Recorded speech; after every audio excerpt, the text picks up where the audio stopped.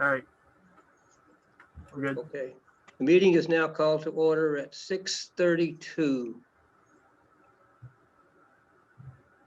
Okay, we'll have the roll call and tell us where you're at. Jan Gaffney, Independence Township.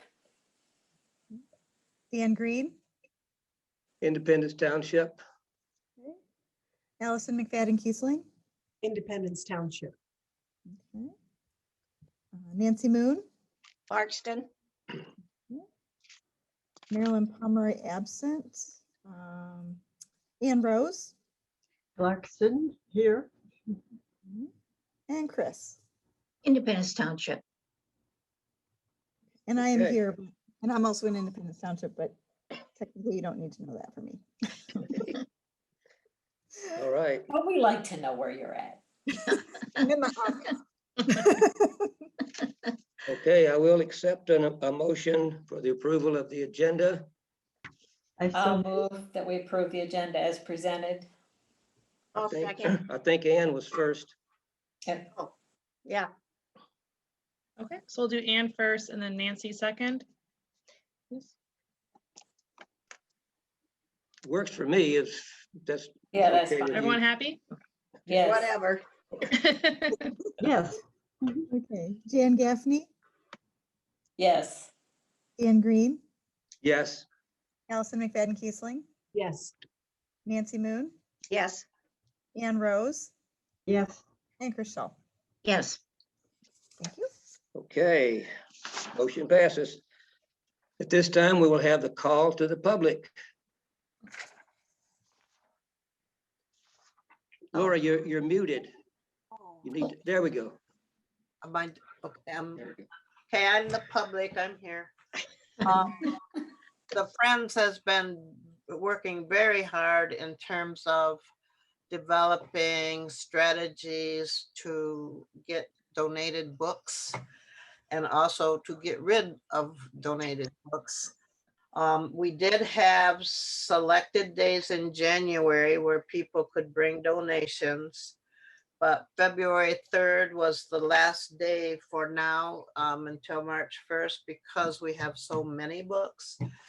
We're trying to find ways to dispose of them in a good way. Our reading market has been very successful. Our online reading book sale from December 1st to January the 28th, we took in $657 Wow, that's good. Nice. in book sales and $258 in donations. And we have a lot of recurring people, so people that like it really like it. And so we're pretty happy with that. Good.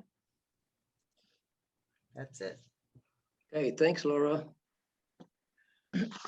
Okay, at this time, I will accept a motion to approve the consent agenda as presented. I'll move that we approve it as presented. There, second? I'll second. Okay, Go ahead. thanks, Christie. Who was the second? I'm sorry. Me. Christie, Thank you, Christy. okay, does anybody want, before we vote, does anybody want to pull out any particular issue to talk about? In that case, Julie, would you call the roll, please? Jan Gaffney, Yes. Dan Green, Yes, Allison McFadden Kiesling, Yes. Nancy Moon, Yes. Ann Rose, Yes. Chris Shaw. Yes. okay.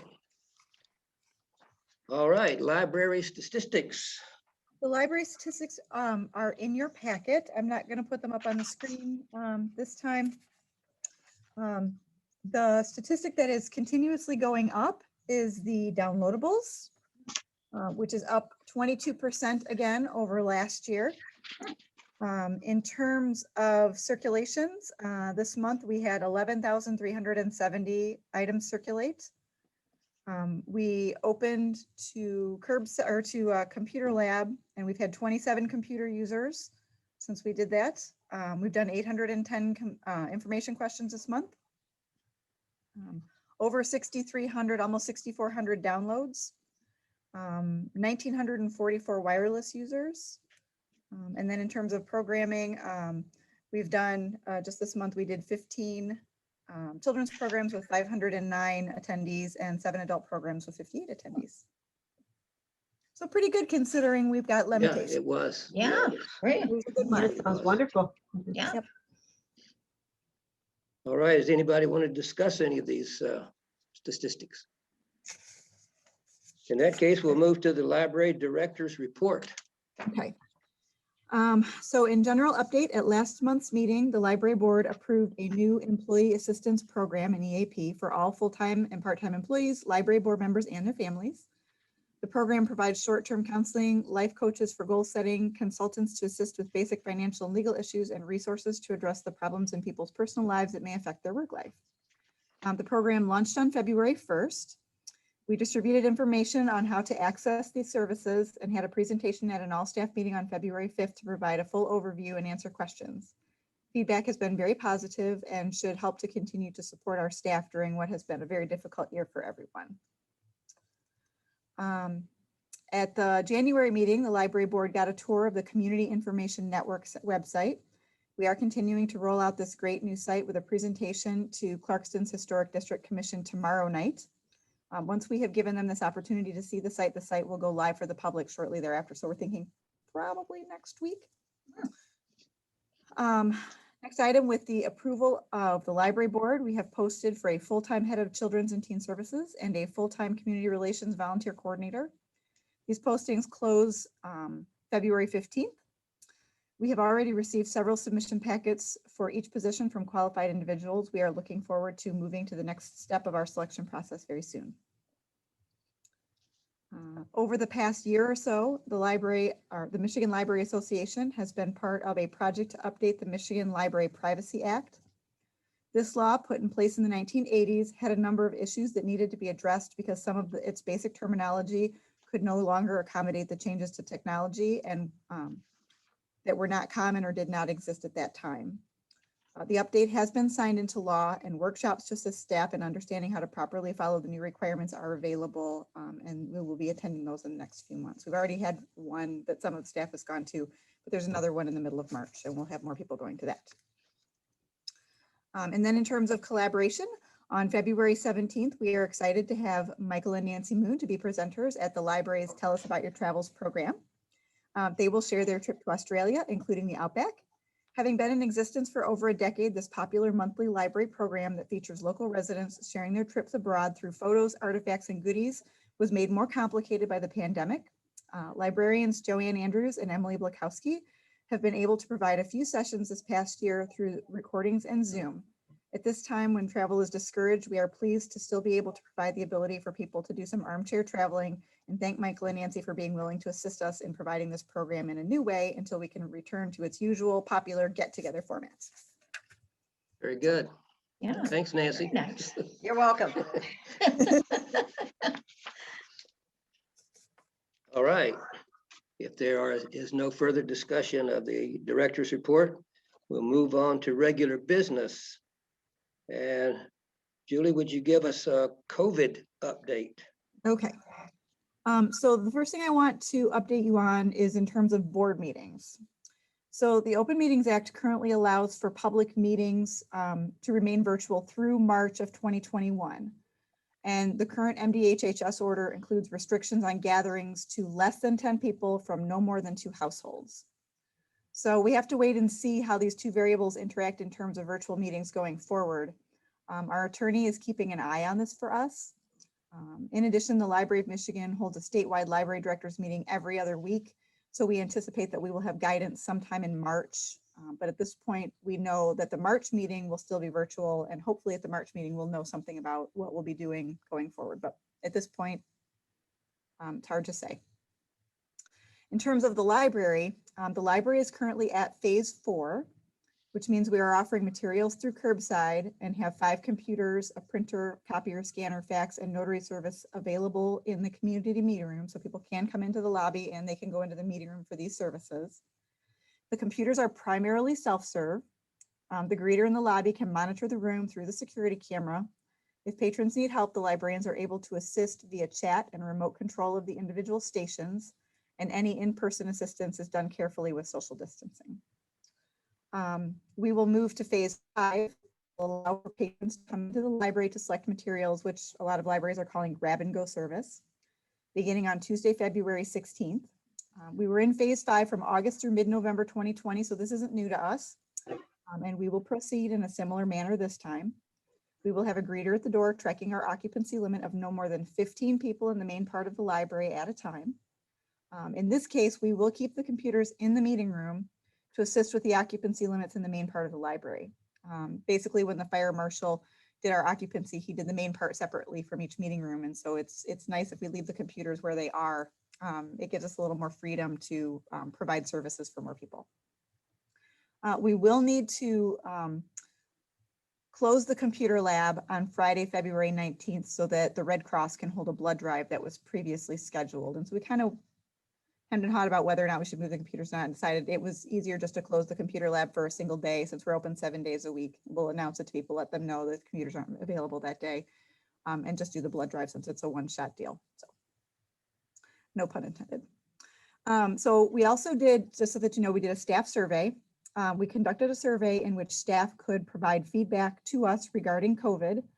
We asked for suggestions regarding changes we might make during phase 5 this time.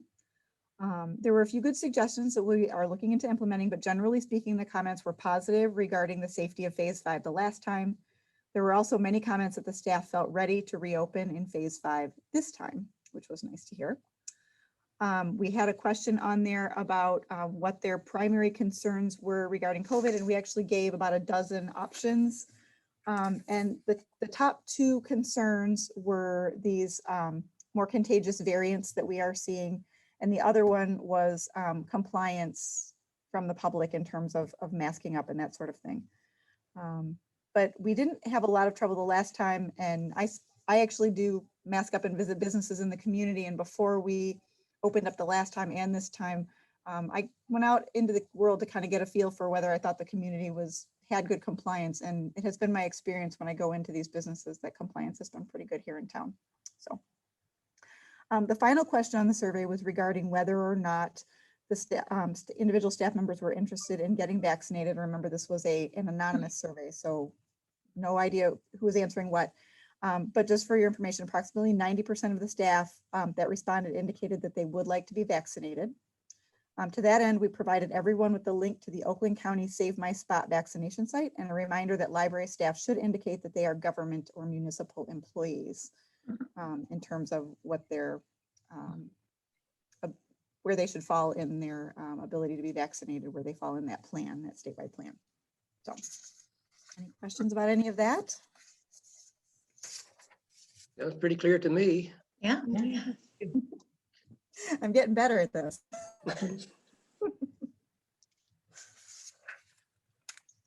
Okay, if there's no further discussion about the COVID update, we'll move on to the second business, which is the printer copier contract. And I think that's Mr. Bowman's area. It is. Do you want me to go ahead and do the summary like I usually do, Bill? Yes, please. Every 3 years, the library reassesses the printing and copying solution that are provided for the staff and the public. Our vendor has been Toshiba Business Solutions for the last 3 years, with the contract running from February 2018 to February 2021. In 2020, Bill, formed a committee of staff from multiple departments to discuss what we would like to see in the next round of printing equipment. This gave Bill a list of things that they liked, as well as the things that they felt needed improvement. Bill then distributed the list to 3 vendors, and the vendors came back with proposals that fit the requirements. Taking the proposals submitted by Millennium Business Systems, Applied Imaging, as well as the current vendor, Bill created a comparison of the proposals to account for the differences in the submitted pieces. He took the actual numbers of copies that were supplied by Toshiba for the printing year 2019, the last standard printing numbers that we have on record, and used them to project the monthly costs from each. Looking at each of the proposals, the proposal from Applied Imaging came in at the lowest overall cost for the 36-month lease that we were looking for. Applied was also favorably reviewed by multiple government and library entities in our area. This and the professionalism of the salesman that Bill has been dealing with leads him to choose the Applied Imaging as our next printer copier vendor. And this will be a replacement for the current copier and printer contract, so it is a budgeted item. And I will let Mr. Bowman field the rest of it. So yes, that's exactly what happened.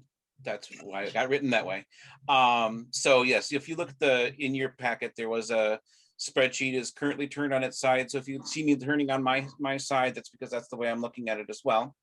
I apologize.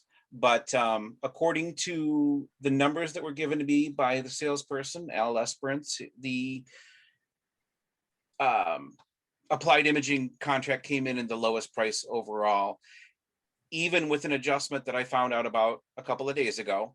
There was a piece that was added in about the disposal of the existing equipment. So either when you're dealing with copiers and printers, one of the pieces that happens is somebody has to get rid of the old ones. Many times the new copier vendor will do that. Of course, it costs you a little bit. Two of the vendors actually included that as part of their cost. But I asked Applied and he had not done so. But so the difference actually, according to the comparison, is actually $60 a month, which still puts Applied at the lowest cost of the three. So unfortunately, I mean, Toshiba's been, at least the support has been fantastic by Toshiba, but they are significantly higher in cost than all the other ones. But they did, like I said, they supplied us the numbers that we'd actually been using. And so using the overage costs that are listed in there, like for black and white printing and black and color copying and all that stuff, giving an estimate of across all of the three different vendors still puts Applied at the bottom, even though we're just getting charged actual prints from them. So if the fewer prints we print, the less we pay. Oh, okay. So the minimum cost payment per month is $630 for Applied. So if we printed nothing for that month, that's how they would charge us.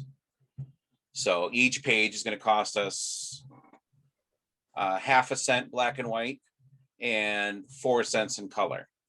Since we're charging 10 cents and 25 cents a page, we're doing okay, I think, with that. Although, at the moment, most of our printing is staff related, so we don't pay for that. We just, that's just us.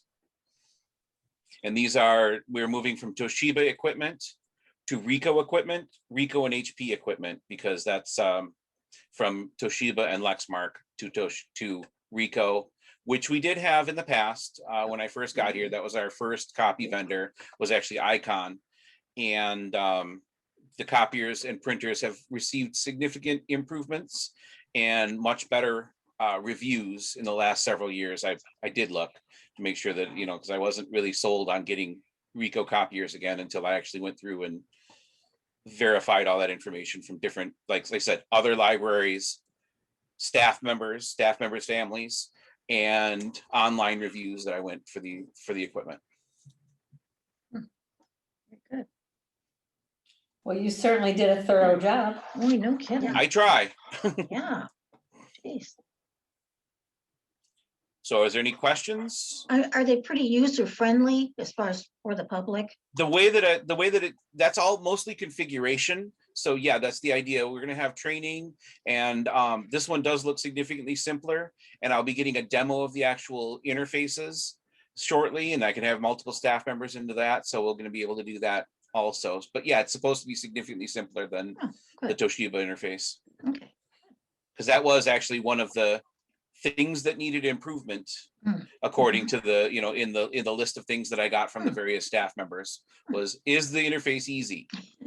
And I asked that specifically, and of course everybody says yes, but we'll actually see that. Good. Good. All right, any more questions or discussion? Bill, are there any changes to the number of printers that we're doing this time around, or are we basically changing out all the things we have? Are we adding any, eliminating any, just out of curiosity? We are not eliminating or adding any physical devices. We are moving one of them, but the one is being put in a different location. Okay. But other than that, they're all the same number of devices. All right, And in anyone fact, else? that's also replacing the one that's in the administrative assistant's office too. It's going to be an upgraded version of that. So, Okay. right, that printer over there, yes, as Nicole just pointed out. All right. Okay, if there's no more questions or discussion, I will entertain a motion for approval of this contract. I'll So move that we approve it. Go, Jean. Someone want to do first and second? That was at the same time. Okay, well, Chris can have the move and I'll have the second. How's All that? Okay, right, perfect. good. You worked that out. Right. No fighting. No. Okay, Julie, would you call the roll, please? Certainly. Jan Gaffney, Yes. Dan Green, Yes. Allison McFadden Keesling, Yes. Nancy Moon, Yes. Ann Rose, Yes. Chris Schell. yes, All right, motion passes. Thank you very much. Are there any other items of business? If not, I will entertain a motion to adjourn. So moved. I'll second. All right, it's been moved and seconded. Julie, would you call the roll? Dan Gaffney, Yes. Dan Green, Yes. Allison McFadden Keesling, Yes. Nancy Moon, Yes. Ann Rose, Yes. and Christy Schell. yes. All right, the meeting then is adjourned at, looks like 6:55.